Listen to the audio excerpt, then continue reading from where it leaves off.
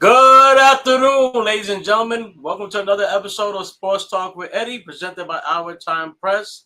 And a beautiful, beautiful day we have here in Brooklyn. Lots to get into in today's episode. I first want to first apologize everybody about last week. There was some technical difficulties we had, and it seemed like the whole city was in a flood. I did try to do something small within my Instagram page where I did some Q&A with you guys, and shout out to the ones that took the initiative to answer and stuff like that. I know we had the trading deadline that was big for both the Mets and the Yankees, in my opinion. They were both winners in the trade deadline, which was huge if they're going to make this second half push into the playoffs. And we're getting into the month of August, so as far as football goes, today is whether it's the perfect initiation as far as what we're going to expect, and you have that weather and that elements. You ultimately have to think football, and we're just a month away for the NFL regular season. And Giants and Jets both begin preseason this Saturday, so I'm excited. This is probably the first time, sadly enough, that I've been excited about Jets football in about 10 years. But you know, at least it's something that myself and Jet fans should look into, and Giants fans too. The Giants did a lot of good things, and I think they're gonna surprise some people in the NFC East, health permitted. So the Giants, we're gonna get into football with that. Giants offensive line obviously was decimated, banged up all of last year with injuries and things of that nature. But you got Evan Neal, who's making the transition from right tackle to guard. You got the veterans as far as Greg Van Voten, and then obviously you have the anchor of that offensive line and Andrew Thomas. New York Giants are going to have a new quarterback this year as they brought in veteran Russell Wilson, signed him to a 1-year deal. So that's going to be very interesting to see if Wilson is able to sort of captivate that magic that he had back in Seattle. And if we can get just a glimpse of that, because I still feel like there's still some sort of good football in Russell Wilson. I think he's 36. So I think the one thing that people get is that he took a lot of hits between his stops uh, in Denver and Pittsburgh. He took a lot of hits. And I think one of the things that the Giants focused on was trying to get more consistency within the offensive line to avoid these certain hits that Russell Wilson has been taking throughout the past couple years. So Russell Wilson is the man front and center for the time being.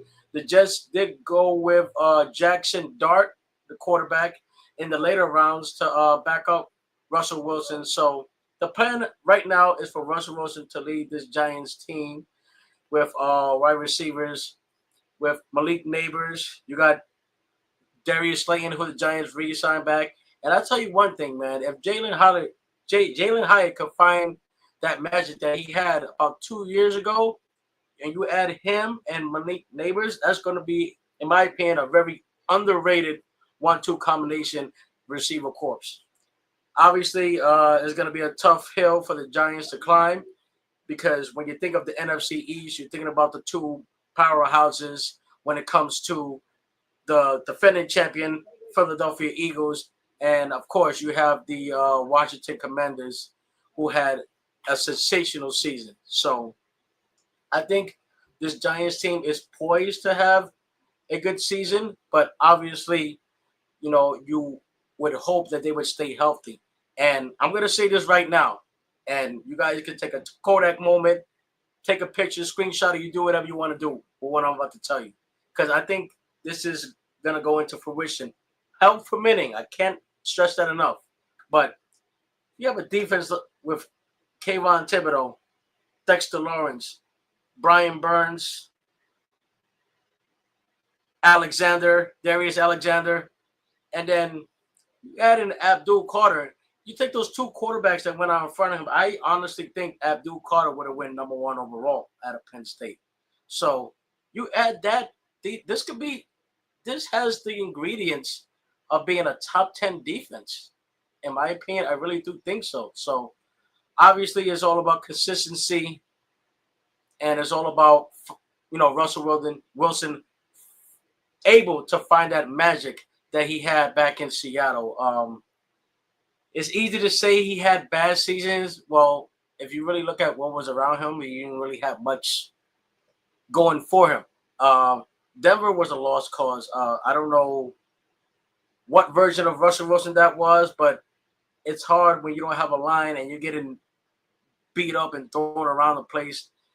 In Pittsburgh was kind of a very up and down situation because he was splitting the time with Justin Fields, and ultimately Pittsburgh went the Russell Wilson route once Russell Wilson returned back from injury. But I think in football it's essential to continue to get those reps and to continue to get those times to obviously show the ability that you still can be an elite quarterback in this league.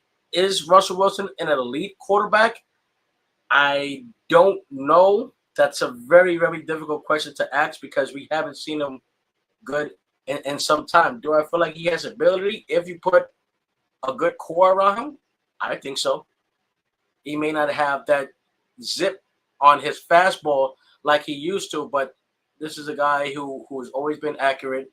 I think the days with him being a mobile quarterback are probably behind him. Russell Wilson's been in the league, 10 years now.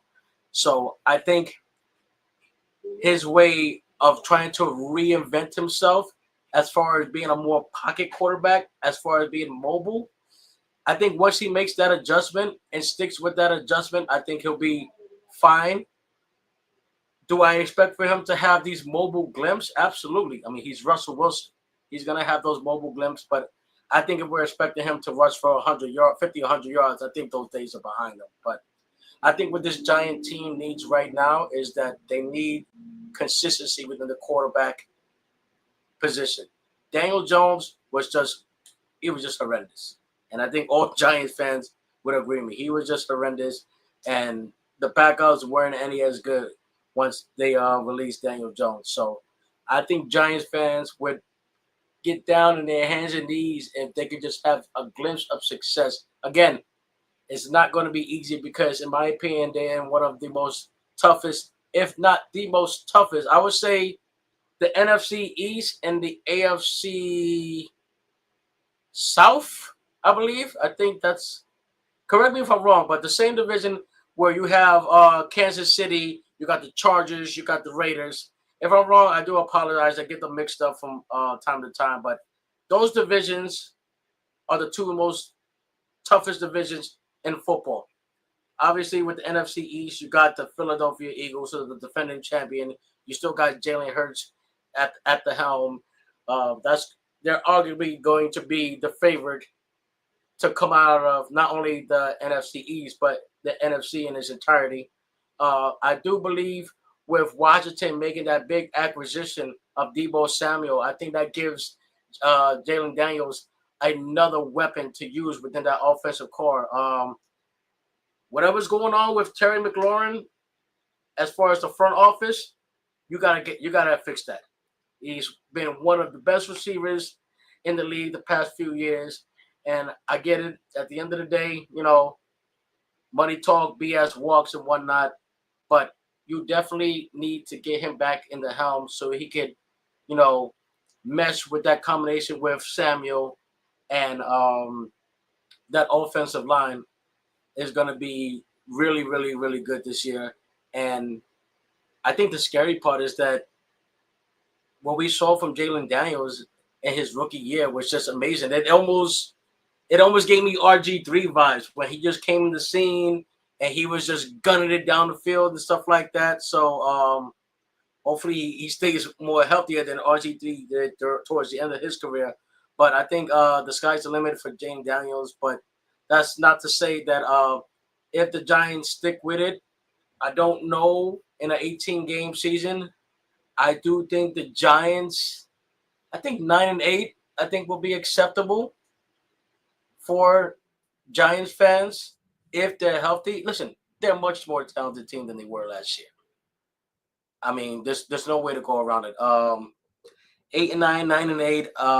I don't think I think when you talk about playoffs, maybe we're in the lower echelon as far as playoffs go. But I do think what they had four wins last year, something like that. I think projectedly, if they're healthy, and it depends on what goes on with Washington and Eagles, they could squeeze in a 9 wins. It all depends on what happens within that division. But I think a successful season would be in the 7-8 win ratio when you're talking about the New York Giants as far as their current state, as far as their quarterback issue, not quarterback issue, but just the quarterback that they have in playing right now. Uh, Obviously, Jackson Dart is the quarterback of the future, but we'll see what Russell Wilson still has left in the tank. We'll see if he could take this current Giants team into the heights that they haven't seen in some time. Obviously, you have some veteran leadership with bringing back Slayton on the forward. I think that was a tremendous signing that the Giants needed because you ultimately need somebody that's going to take the load off of Neighbors because once you become one dimensional on the offense, especially when it comes to receivers and defensive and secondaries know where the ball is going, Neighbors is going to be decimated with double teams all year, and rightfully so. Neighbors, mark my words, I don't know how the Giants do it, but they just find a way to just grasp onto these LSU wide receivers and they become sensational, a la Odell Beckham Jr. So I think Neighbors is going to be a stud, and he's going to be a stud for quite a long time. I have him making the Pro Bowl this year. That's how high I have Malik Neighbors in my Pro Bowl list as far as receiver goes. So I think if Russell Wilson could find a way to get him the ball, I think this Giants is gonna surprise a lot of people, health permitting. Um, it's not gonna be easy by any means because again, you still have the Commanders, you still have the defending champion Eagles, and depending on what's going on in that situation in Dallas, which seems like a big mess, uh, Giants could just squeeze into third, maybe second. But again, uh, Commanders and Eagles, they're just loaded with just players and just talent there. So, which makes the Giants, task of trying to make the playoffs very dicey, very difficult. Me personally, I don't know if they're there quite yet. I still think they need to add more talent to galvanize teams such as the Commanders or the Eagles and whatnot. And then if you're looking outside of that division, obviously you got the 49ers who are going to be big players. The Packers are going to be there. So those are two teams, just to name a few. Uh, Ultimately, I think the Giants have a lot of work to do, but listen, I think they could be one of those sleeper teams. I ultimately do believe that. But again, all these questions are going to be answered once they have, once they see what Russell Wilson is able to give them. Once they see if Malik Neighbors can be the receiver that he was last year. He went down. He was pretty much unhealthy most of last year. So again, this has a lot to do with health and whatnot. But again, if this could, I don't want to get out of hand and say this could be reminiscent of the Super Bowl year because that's saying a lot. I don't think they're there. I don't think they have that offensive power that they did in those Super Bowl years. But if the defense could do what they're supposed to do with the talent that they have on defense, and and Wilson can keep them together collectively as far as the offense and be able to push the ball and whatnot, that defense can help them win games. I honestly believe that defense can help them win games. So I think Giants fans should at least, you know, keep their head up and look forward to what could be a underrated year for them. I do think that they'll be a better team. I don't necessarily, I wouldn't say playoffs. I'm not gonna push it there, but I do think they're better than a 4-win team than they were last year. I honestly do believe that, and we'll see what Russell Wilson and company has for that offense. New York Jets. Obviously, the New York Jets has been bad for a very long time. They currently have the longest playoff drought in all four major sports. They haven't made the playoffs since 2010, which would have, I'm not gonna give my age, but it's been a long time since the Jets have made the playoffs. So the team decided to go shopping as far as the front office. They brought in a new general manager. Obviously, they brought in a new head coach from Aaron Glenn. Aaron Glenn, as Jets fans know, and is very familiar as far as what it takes to win and succeed in New York, having been a former quarterback back in his day. So I'll tell you one thing about this Jets team. They're sort of similar to what I said about the Giants. They got a lot of talent there. I think the one thing I like what the front office did is that they took care of their talented youth. I reported a couple of weeks ago on an episode that the Jets did come to terms with Sauce Gardner and Gary Wilson, long term deals. Very happy for those guys because those guys are just absolutely studs, and they're pretty much the cornerstone. They're pretty much the faces of the franchise right there. But the defense has gotten better with the additions that they made. You know, Jermaine Johnson. Hopefully he comes back. Before he went down, he was having a Pro Bowl type of year. So hopefully he'll be back. Obviously, you got Quinn and Quincy Williams. You got the Williams brothers there and whatnot. And listen, this Jets team is structured a lot better than they were last year. And I think the accountability, the in your face type of demeanor that Aaron Glenn expects from his players is a lot different to what the Jets have in previous years. But listen, I just want to make the playoffs. Just please make the playoffs. I mean, oh my God, we had Bill Parcells, we had Al Groh, Herman Edwards, Eric Mangini. We had the guy with the eyes. What's that coach? The guy with the Adam Gase. It's just I'm you just get tired of the same BS all the time with this Jets franchise. But what I do like about management is that it seems from the outside looking in, they are taking an initiative as far as building a winning culture. I do think Aaron Glenn is the right guy for the job. We've seen what he has done with those Detroit teams and whatnot. So I think what the Jets need to do is listen. They have receivers. Who's going to be that second receiver aside from Gary Wilson? We all know what Gary Wilson provides. We all know the type of talent that he got, but obviously, um, Justin Fields is going to need somebody else aside from Wilson to throw it. Obviously, there's a connection between Wilson and Fields with them having played together back in their Ohio State days, but the question is who is going to be that second tier receiver to complement Wilson? And again, run the damn ball. Brees Hall, when healthy,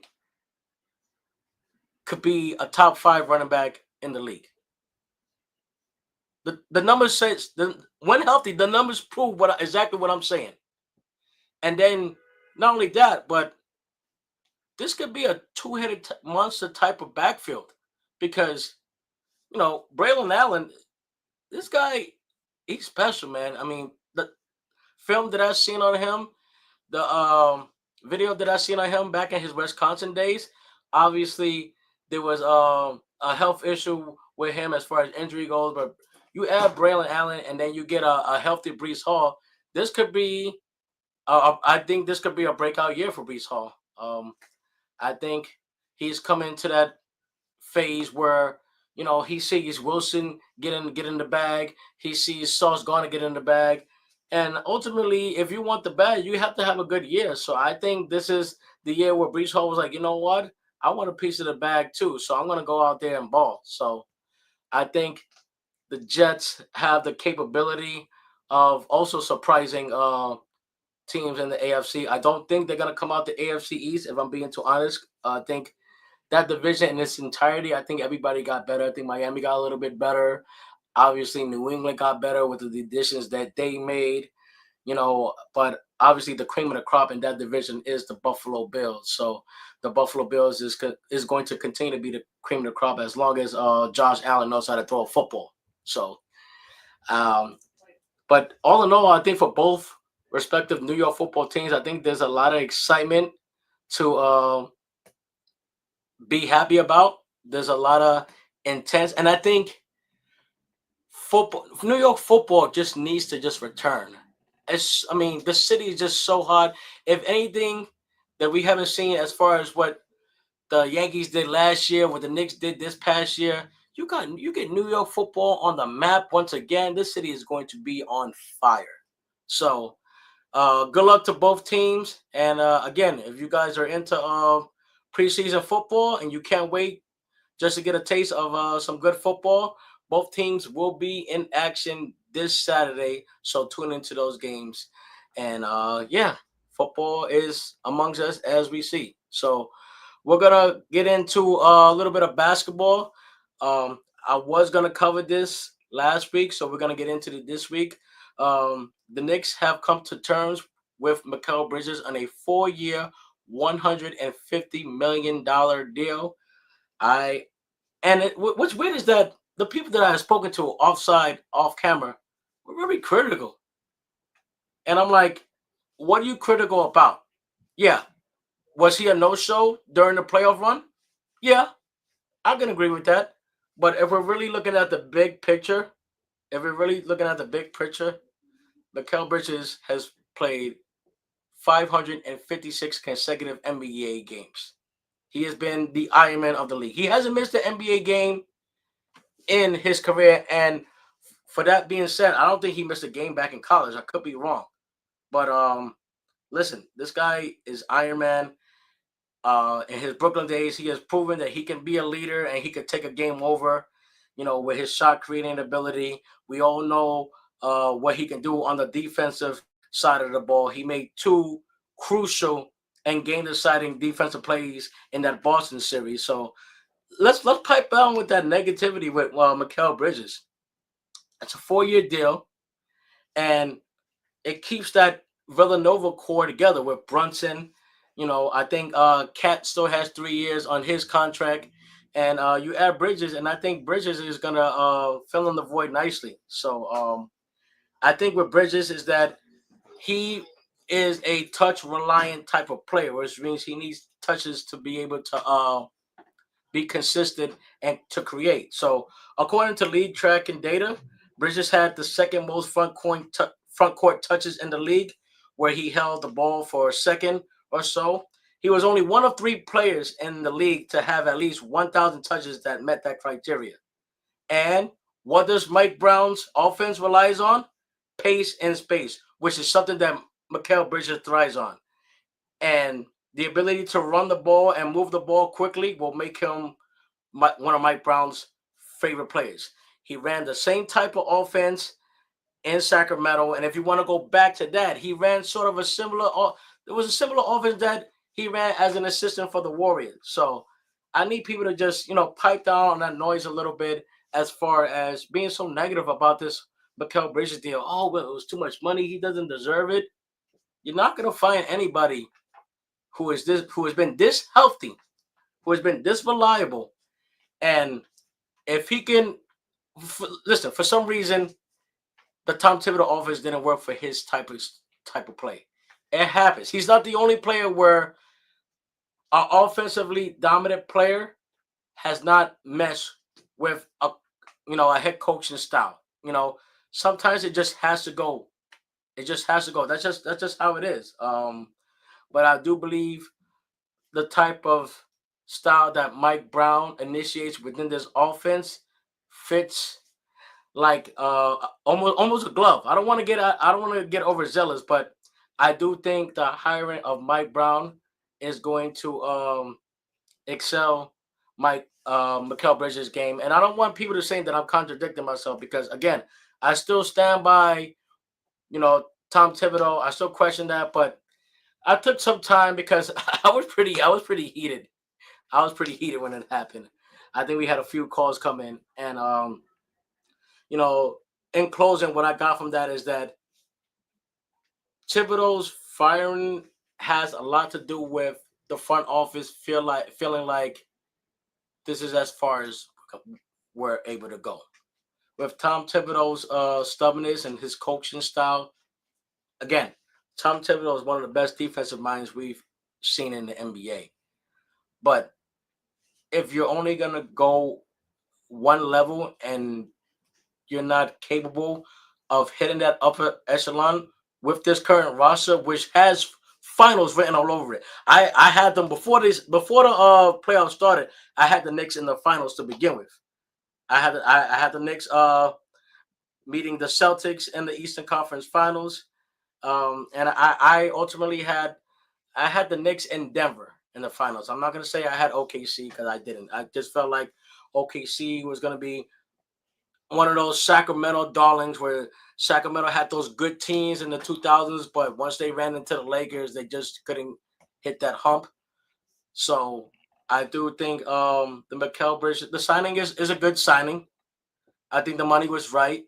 I think ultimately when you have a player who is I call them two-tone players, but when you have a guy, it's pretty much similar to OG Anunoby. OG Anunoby can give you a bucket or two, and he is still on the defense. It's pretty much the same thing that Bridges provides. If anything, I think Bridges provide more of a scoring punch than Anunoby does, because we've seen it in his Brooklyn days where he was the primarily ball handler and the primary scorer. So it's not like it just disappears. I believe Mikal Bridges is in his late 20s. So it's not like, his best days are behind him, which is why I didn't understand all the backlash and the negativity that I was seeing, especially from Knicks fans out of all people. You know, what is wrong? Let me know what the issue was aside from I can't even say aside from the money because I think the contract was fair. I honestly think the contract was fair, but it's more. I think the negativity that came around all of this is not what you have done. It's the old saying where it's like it's not what you did back then, it's what you've done for me lately. So I think it's easy to just pick and choose and seeing what he did during that Indiana series and be like, well, damn, it seemed like he disappeared after that Boston series and he was just a no-show. I get that. I get that. But, you have good players who had struggles when the lights are too bright. It happens. It happens in every sport. Every sport. I hate to even make this analogy because there's two different types of sports. And, I don't want to seem like I'm taking a shot at my boy, but Aaron Judge. Aaron Judge was abysmal. Abysmal until he started to break out during those last two. But at the end of the day, you got to go with what you got, and this core of Brunson, you got Cat back in the fold. Hopefully he recovers from those injuries. I had a few people who was telling me about this Giannis rumor. I do have reliant sources that I do follow within the course of the week. There's really not that much dialogue that I can tell you right now from the time being.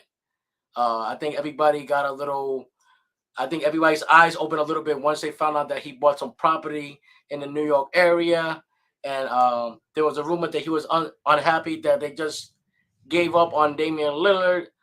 So, what I would tell the New York hopeful is that because these rumors are continuing to circulate, I still believe that the front office, at least from the Knicks standpoint, are monitoring that situation. The thing is, as far as like the contract and the money, I don't know what the Knicks could do to offer a trade. I mean, you would have to assume that OG, maybe Mitchell Robinson, maybe two number ones. I don't even know. I don't even know if that would do it because Giannis Antetokounmpo is still a franchise player. I think he's just hitting his 30s or something like that.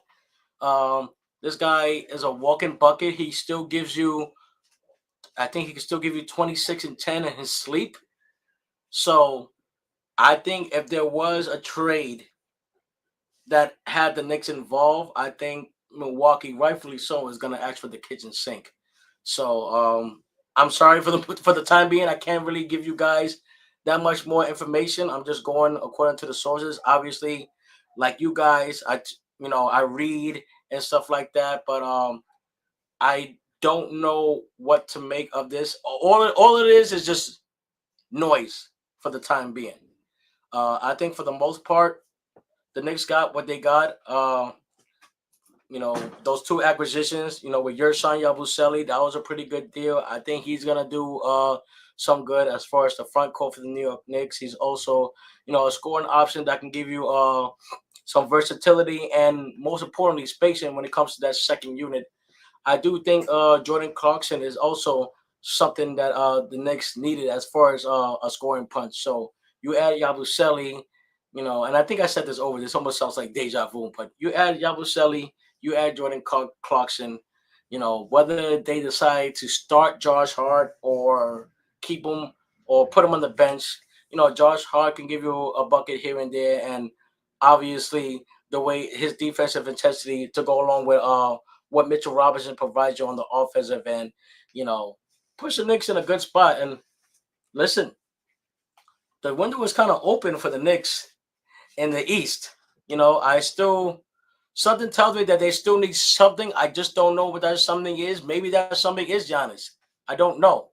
But again, if you're looking at contractuals, if you're looking at money, I don't know what a trade would look like other than what I told you guys. I don't know.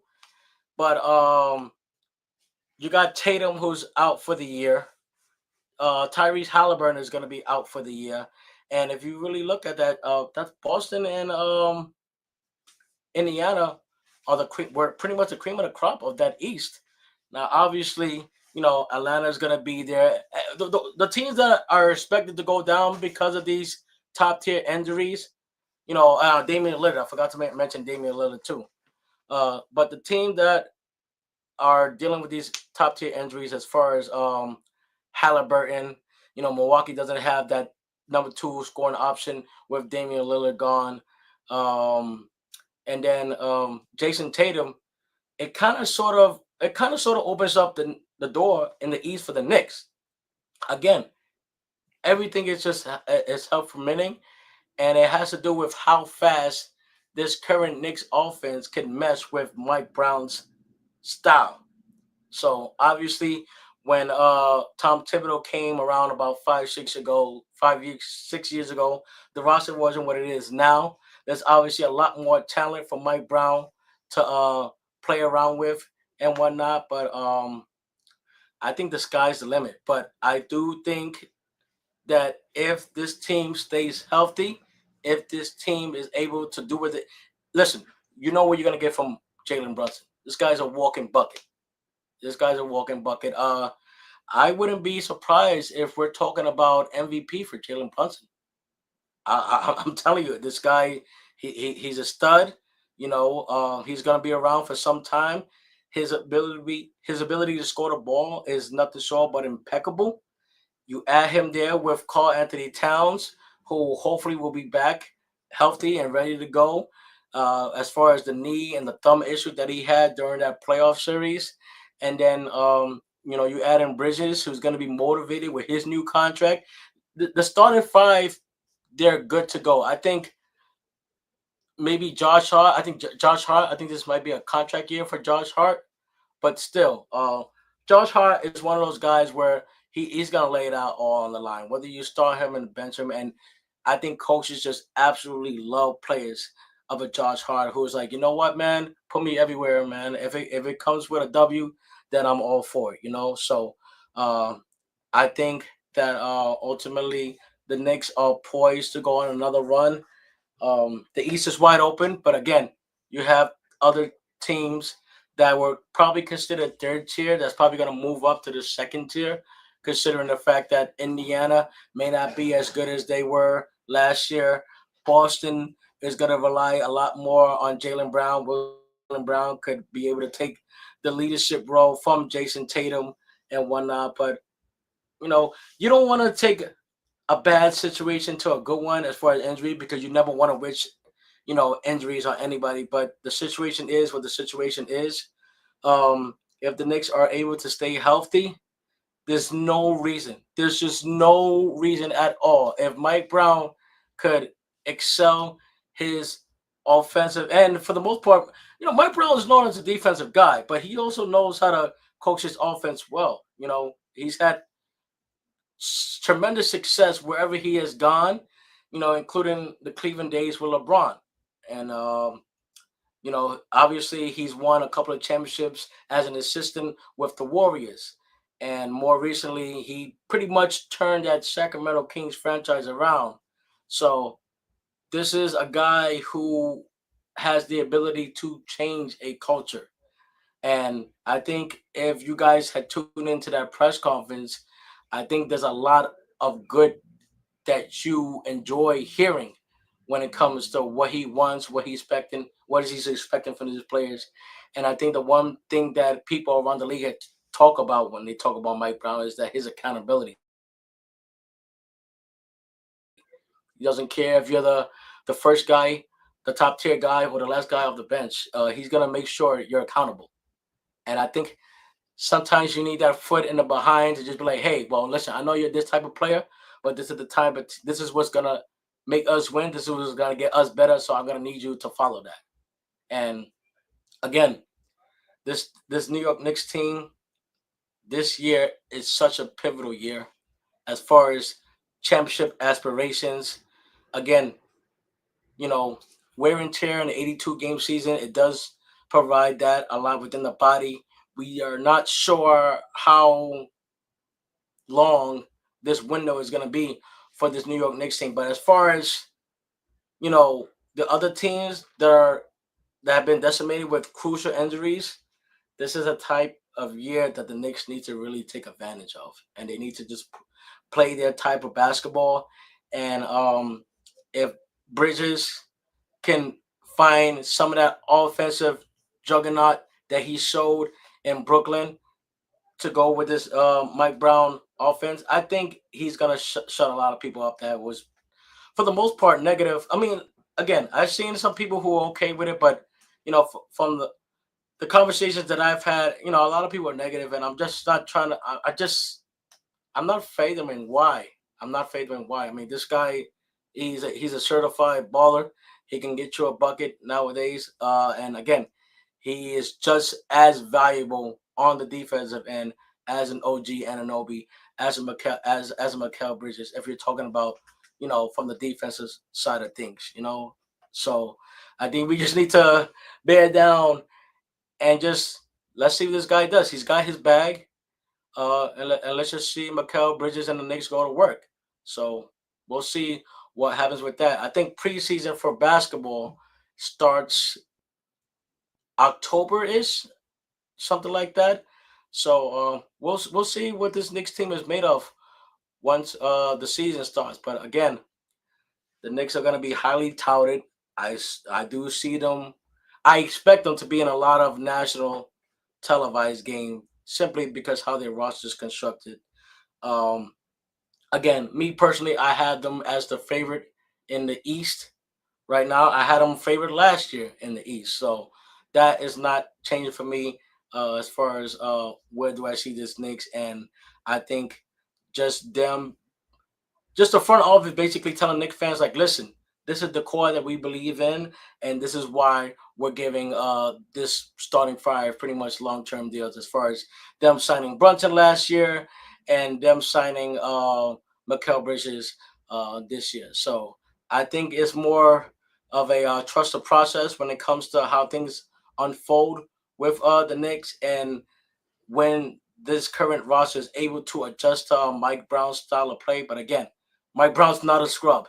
He's been a coach damn near 20 years in the NBA, both as a head coach and both as an assistant. So it's not like they just picked up some bum. Mike Brown, Mike Brown knows how to coach. So I think just just wait on it. That's all I can say. Just wait on it. This next team is going to be an exciting team, and I think come April, the city is going to be on fire once again. Just let's not have anybody sit on top of billboards. I don't think that's smart. But yeah, so with that, we're gonna get into baseball. Oh, this Yankee team is really starting to piss me off. I'm sorry. Um, I don't understand what Aaron Boone is doing, and I've always been a type of guy. Lately, at least the past year and a half, I'll be like, you know what? What the hell is he doing? Because he makes something so difficult that could be so easy if he just constructs things the right way. First and foremost, I don't know what's going on with the offense. The offense has played really bad of late, and if you can't score runs, you simply can't. You're not going to win games and whatnot. And this offense has just really been bad, and especially on the road. I did some research as far as just out of curiosity, like the past 25 games on the road, just on the road. The Yankees are 6-19 their last 25 road games. That's pathetic. That's just there's no other words to say other than that. They got swept by a Marlins team. Granted, they're not the Marlins of old, but as far as the Yankees coming off 3 out of 4 to Tampa Bay, there's no reason why the Yankees shouldn't have won that series against the Marlins. You know, I think what was it the first game? The first game they were up 7-0. And I'm telling you, I've never seen, at least within the past 2 weeks, I've never seen a team that just found a way to lose. And it's just so frustrating. And it's just like, come on, man. Come on. It's just really, really bad. It's just been really, really bad baseball. I'm so glad that they won last night. You know, it gave we were able to exhale just for a little bit if you're a Yankee fan. But I just don't know. You know, we're talking about playoffs. I read somewhere that Vegas still has the Yankees as a 6% chance in the World Series. The World Series, let's they're only a game and a half ahead in the second wild card spot. World Series, let's pipe that down. Let's get to the playoffs first. Because honestly, right now, the way this team looks, I don't see that. Boston is flying on all cylinders. Toronto just bludgeoned the Rockies over the weekend, and they're hot. So the Yankees have, I just don't know. I think they've lost 6 of the last 7 games. They just snapped a 5-game losing streak. So I just don't know what to make of this team. Obviously, the last 10 games, Aaron Judge was out, but again, his type of injury is very, very delicate, and a stature of that guy, you have to pretty much proceed with caution when it comes to anything as far as like ligaments within the elbow, knee, and so forth. So there was a report that I read that they were going to ultimately see about his availability in the outfield. And at this point, they really don't have no choice because if you ever seen John Carlos Stanton run to first base, it's pathetic. My 7-year-old niece could beat him in a race to first. I honestly believe that. He's just not that type of guy as far as the base running. He still has the bat. That's without no question. But if you put Aaron Judge in the DH position, is ultimately gonna have Stanton come off the bench because you're not gonna bench Cody Bellinger. Cody Bellinger's had a great year. You're not gonna. I don't think you're gonna bench Jason Dominguez. You know, he started coming around. He's not that touted type of prospect that we are expecting for the time being. Again, he's 22 years old, so maybe there's still room for him to improve and be that highly touted prospect that he was when we first originally signed him at 16 years old. But I just need to know what the hell Aaron Boone's doing. Um, the Yankees, in my opinion, along with the Mets, along with the Rangers, and even the Astros, I would consider those teams winners at the trading deadline. The Yankees went and they pretty much revamped their bullpen. If you look at this week's article, it explains it pretty much details everything as far as what the Yankees did. The priority for Brian Cashman was 3 things. You needed right-handed batters to come off the bench because this current roster was just so left-handed dominant. You needed something to come off the bench, and they actually went and got two players. One is on the injured list after 3 games. Just seeing it's just the Yankees' year so far. But Austin Slater and Ahmed Rosario provides that punch that they needed as far as right-handed bats, especially their numbers against left-handed hitters. Um, so I think they checked the box on that. They also got Jose Caballero, who's a right-handed at bat, and it also provides that team with speed. And it's kind of weird because the Yankees were actually playing Tampa Bay, which was the team that Caballero was currently on. So he actually got traded to the Yankees, who is on the other side of the dugout in the middle of the game, which is one of those rare moments that you see in sports. Caballero is obviously going to be a bench player that the Yankees are going to use, especially in those late innings situations where they need a stolen base. Caballero currently leads Major League Baseball with 35 stolen bases. So I think from the offensive side, Cashman really cooked, and he got the players that he wanted to get. Um, Bullpen, he did a tremendous job as far as the bullpen goes. Obviously, we haven't seen that yet, but I think if any consolation within the past 2 games of what this bullpen could be, I'm um, I'm pretty confident to see. But it's just the way Aaron Boone has gone about this bullpen is just dreadful. I mean, how hard it is to just know when to put these people in situations. You go the other day, Devin Williams, who has been horrible, horrible all year long. He reminds me of what Kyle Farnsworth. You remember Kyle Farnsworth? I do, unfortunately. That and it's just you gotta know, you gotta look at the numbers and you gotta just fill players out. It's hard for me, in my opinion, it's hard to put a guy in a high leverage situation, especially a closer situation, that blew a game the night before. So he blows a game against Tampa 2 nights before the Florida series. Game in Texas, he has an okay inning, the first inning, but you could tell that he was laboring. He wasn't hitting his touches, he wasn't hitting his spots. You could see that he's laboring. You had Duval and you had Bednar available. What does Aaron Boone does? He keeps him in the game. Why did he even think that that was a good decision? Why? Why? What happens? Devin Williams does what Devin Williams has been doing all year, just stick it up the place. Gives up 2 runs, which ultimately decides that game, and a much winnable game for the Yankees at that point. And again, now not only do you question yourself as far as the rotation of your bullpen, but you sort of deprive somebody's confidence. He should have never been there in that situation. He should have never been in that situation. I just don't know what the hell Aaron Boone was thinking. I just don't know what he was thinking.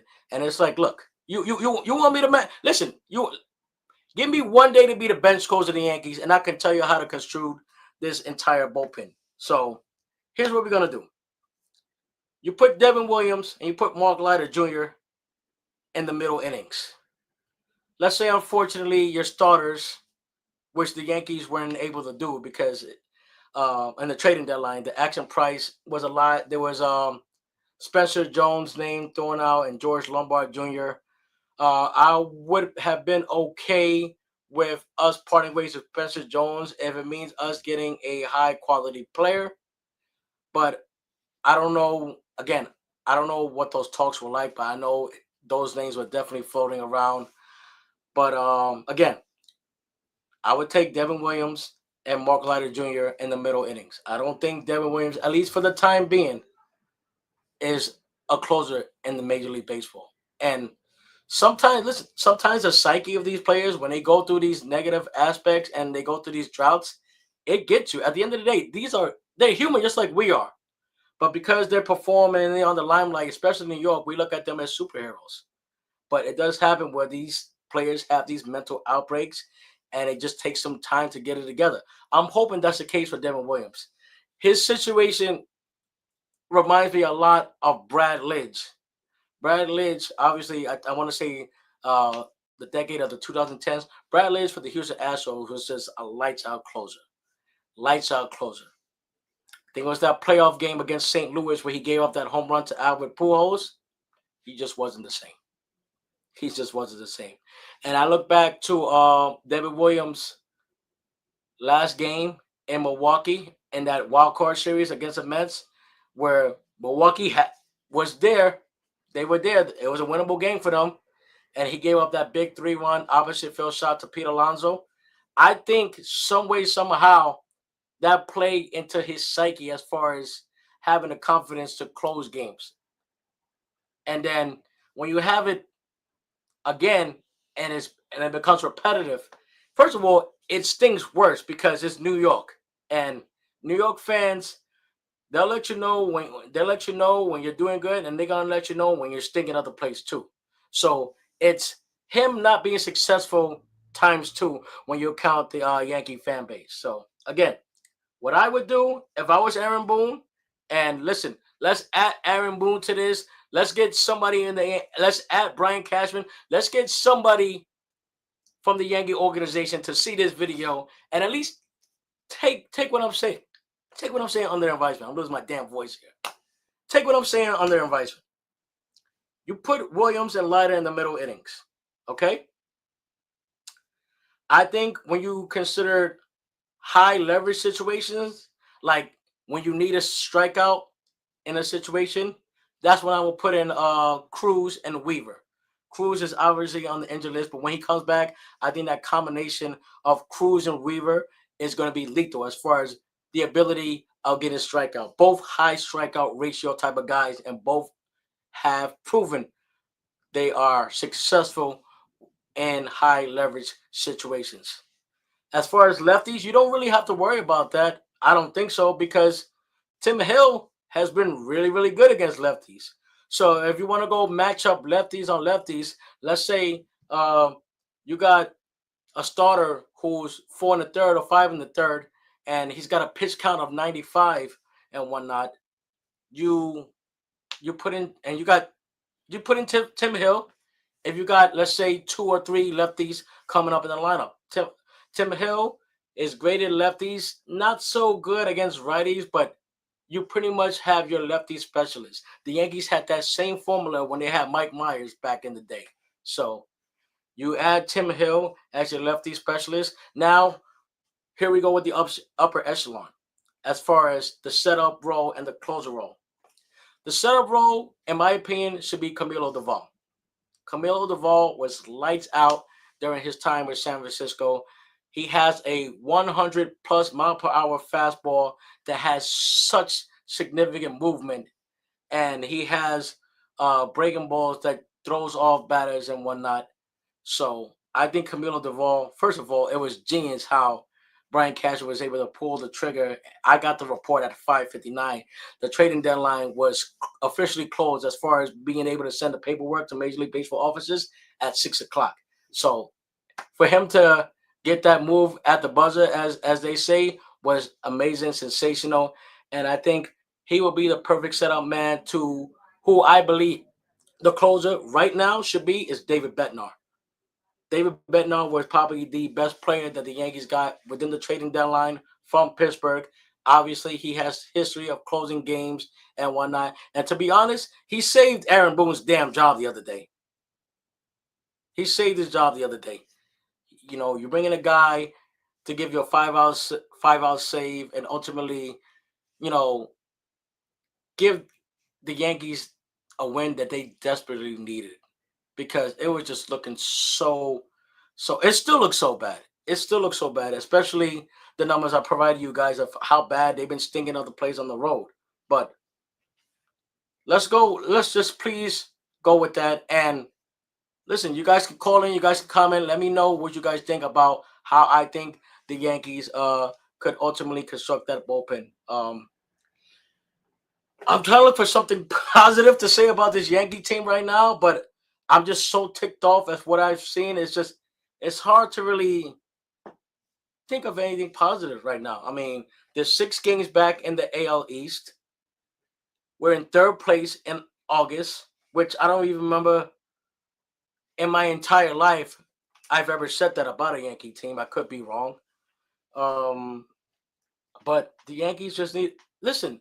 This is pretty much if you're subtracting Garrett Cole and Juan Soto, it's pretty much the same damn roster that went to the World Series last year.